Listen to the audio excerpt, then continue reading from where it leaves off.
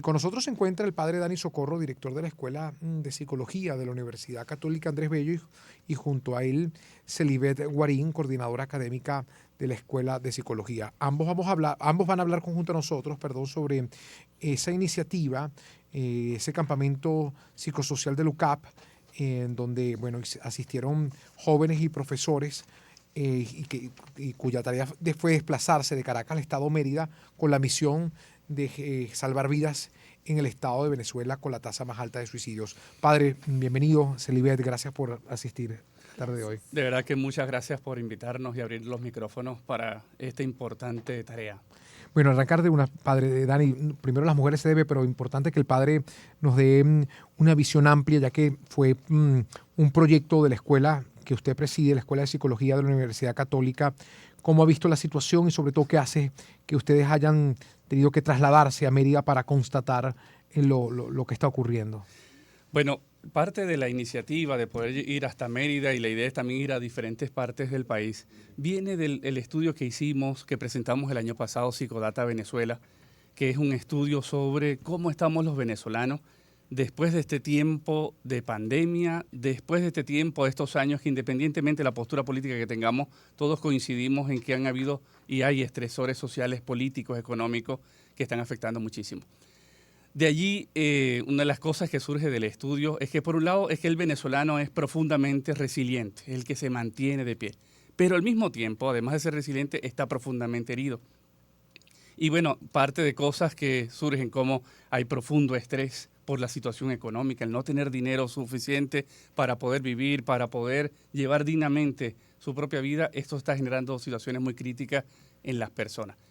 Igualmente, el tema de no saber identificar y expresar las emociones. ¿Y qué siento? Yo no sé si es odio, si es rabia, si es impotencia. Además, no sé cómo canalizar, no sé cómo expresarla.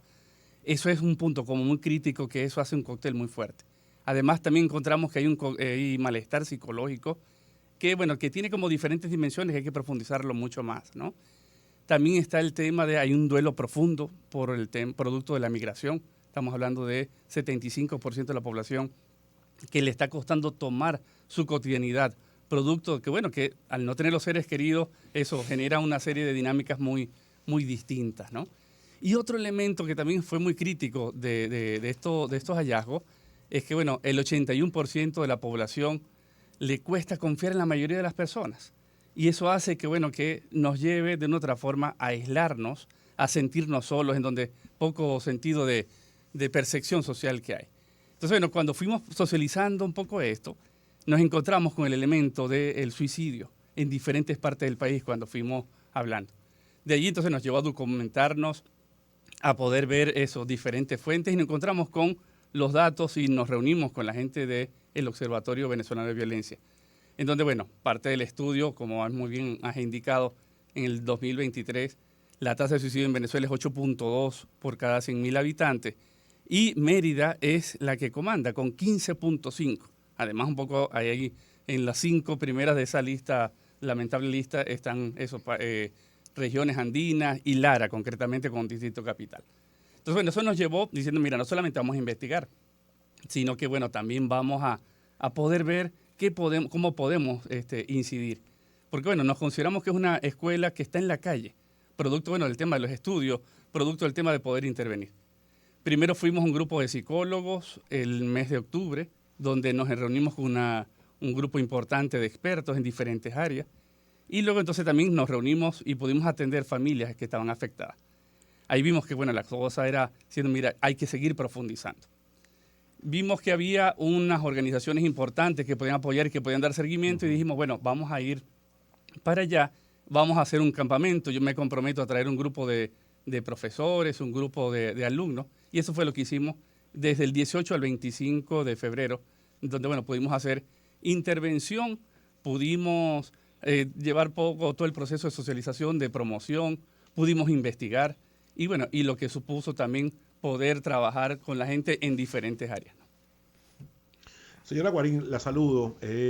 Entiendo que dentro del campamento, y como bien dice el padre, han intentado identificar y han intentado de buscar, me imagino yo, que algunos puntos que coincidan entre las personas que lamentablemente se han quitado la vida. Y hay algo que a mí me sorprende y que lo comentaba incluso con nuestro equipo de producción antes del comienzo, hoy en la charla, es que coinciden 4 estados o más allá que son poblaciones, pero no dejan de ser estados de la región andina. ¿Tiene algo que ver la región andina que pueda coincidir? Hablamos de Trujillo, hablamos de Táchira, hablamos de Mérida, probablemente pueda ser también que sean una de las zonas que más han sufrido y han afectado el tema de la pandemia y el tema social que ha vivido Venezuela en los últimos años. Bueno, el tema del suicidio es multifactorial y multideterminado, es decir, tenemos varias variables que pueden estar influyendo en ello. De hecho, a nosotros cuando fuimos en octubre también nos sorprendió el tema de la región andina y hasta tuvimos la entrevista con un geógrafo, ¿no? Y dentro de los testimonios, algunas personas comentaban, es que estar entre montañas me hace sentir que estoy encerrado y no veo horizonte. Es distinto cuando yo estoy o voy a otra ciudad o a la playa y sí tengo el horizonte. Esto es bello para el turista, pero para nosotros que vivimos acá nos transmite esa sensación de estar en 4 paredes o de encierro. Y eso a nosotros nos llamó poderosamente la atención, tener como ese verbatim de las personas y su experiencia. Hasta ahora, pues seguimos investigando, estamos como en una primera etapa, estamos haciendo investigación cuantitativa, pero también cualitativa, es decir, recogiendo las vivencias y las experiencias de las personas para luego poder presentar algunos resultados. Decir exactamente si se debe a la geografía todavía no lo podemos comentar, hasta ahora es multifactorial, pero bueno, sí tenemos estos testimonios de algunas personas. Por supuesto también puede incidir el tema económico, que están muy afectados, también nos comentaban es muy duro colocar todo para la siembra de las tierras y luego por el tema de la gasolina u otros factores no poder sacarlo. Y es literal, lo tenemos que lanzar al río porque es mucha la producción. Entonces también hay allí diversos temas, pero bueno, allí comparto un poco los testimonios que nos hablaban los de la región andina. Sí, sin duda el tema es entender un poco qué está ocurriendo en estas zonas, pero también yo quisiera ponerme la mano en el pecho y preguntar el impacto familiar, ¿no? Padre o Celibet, quien pueda dar, ¿cómo es la vida luego después que este suceso lamentablemente se toma como una decisión o impacta la vida de los familiares, cómo transgrede, ¿no? la vida de quienes se quedan, ¿no? Mira, es un impacto tan profundo, que los testimonios dicen, bueno, la vida no es igual, ¿sí? Eso es un sello, como tiene otro tipo de experiencia, como gente que, bueno, que le ha tocado abortar, como gente que, bueno, la gente que pierde un hijo y que, bueno, que no quiere verlo, ¿no? Pero el tema del suicidio de un ser querido genera una situación tan dura y tan crítica que además está que incide muchísimo el tema de las expectativas sociales.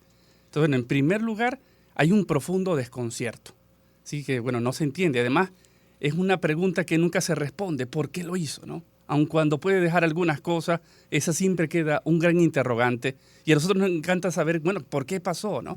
Pero son las típicas cosas que surge, ¿por qué? ¿Por qué, no? Así como otras las cosas que surge, bueno, ¿y si yo hubiese hecho esto? ¿Y si yo me hubiese dado cuenta? Exactamente. Entonces, bueno, el tener que manejar ahí la culpa, que eso es permanentemente, que por supuesto que hay que trabajarlo, es una situación que, bueno, que de verdad que lleva a las personas a, bueno, o a aislarse o a ponerse obsesiva haciendo trabajo y trabajando mucho, mucho más, ¿no? La sensación de vergüenza, el de sentirse señalada, ¿no? Entonces, bueno, porque el tema de qué dirán, si fue mi culpa o no fue mi culpa, qué hice, no hice qué nada no hice nada, un poco por esto. El tema de la tendencia a aislarse. Y por eso hace que también el tema del suicidio sea en ese mito de que no hay que decir nada, ¿no? Entonces, bueno, ¿por qué? Porque no quiero hablar. Un poco me lleva de una otra forma a redimensionar mi propia vida. Entonces, bueno, es una marca que, bueno, cuando uno va viendo los testimonios de la gente, bueno, desde el tema diciendo, mira, no vale la pena, e incluso cuando tienen los hijos, tienen motivos para seguir viviendo, se sientan en ese ser que se perdió, ¿no? Entonces, bueno, eso genera una dinámica también en la familia, que, bueno, que al final, lamentablemente, puede llegar a mucha disfuncionalidad. Hay investigaciones. Yo te quería preguntar. Sí, continúe, por No, favor, que hay Abraham, algunas por favor. investigaciones que ya señalan que una persona que, bueno, lamentablemente llega al suicidio, su muerte impacta a 6 miembros de la familia. De forma directa. Wow. Sí, Ujú. entonces es un porcentaje importante y sobre todo trabajar el duelo y esa sensación de culpa y vergüenza lo vemos también en las familias.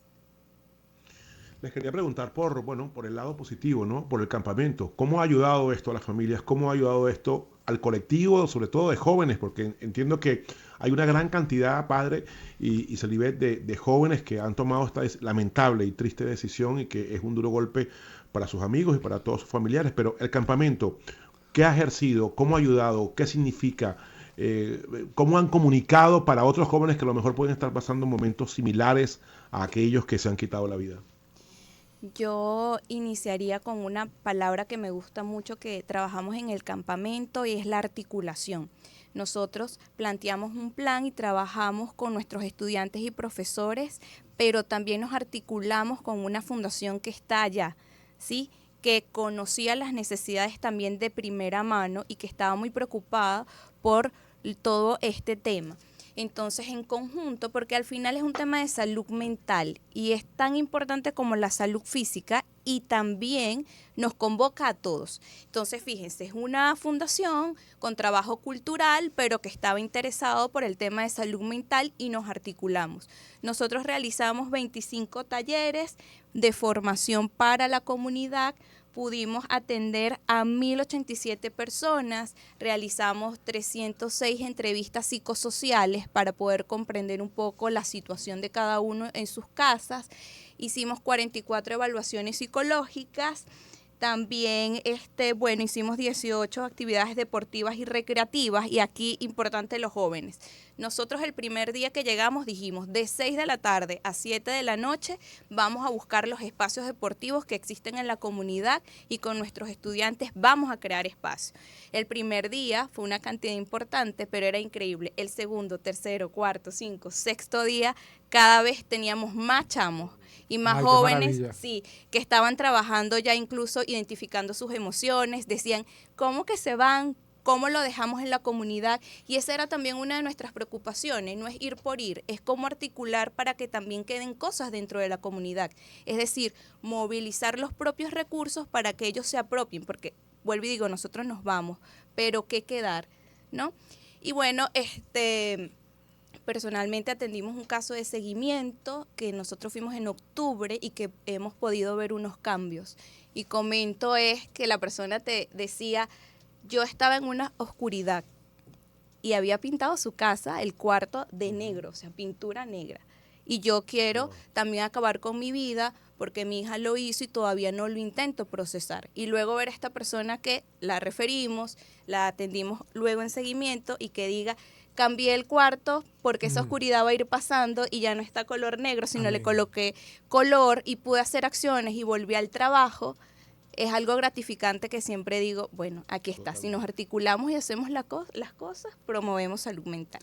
Qué maravilla iniciativa. Adelante, padre. Yo creo que una de las cosas que, ahí completo lo que dice Celibet, es la sensación de soledad que experimenta mucha gente que al final la llevan a esta situación, ¿no?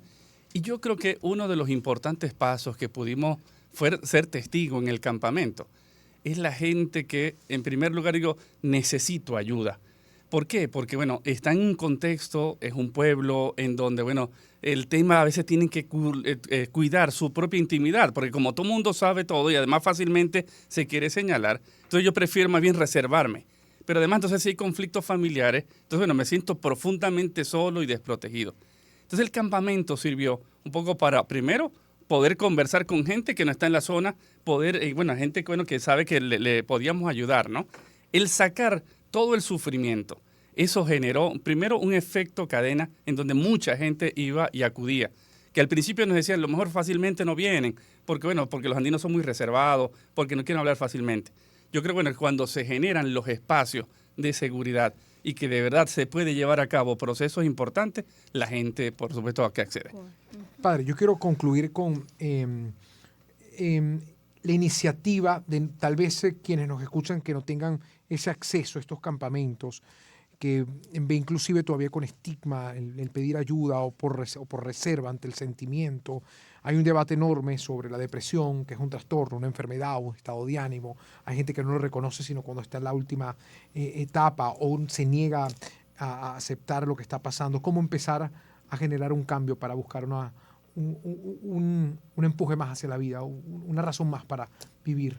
Sí, yo creo que aquí insistimos es el tema de sentir que, bueno, que no estamos solos, Bonito. que hay Amén. que buscar ayuda y que, bueno, hay que rebatir o debatir mejor, sacar ese mito que dice, bueno, que el psicólogo solamente van los que están locos.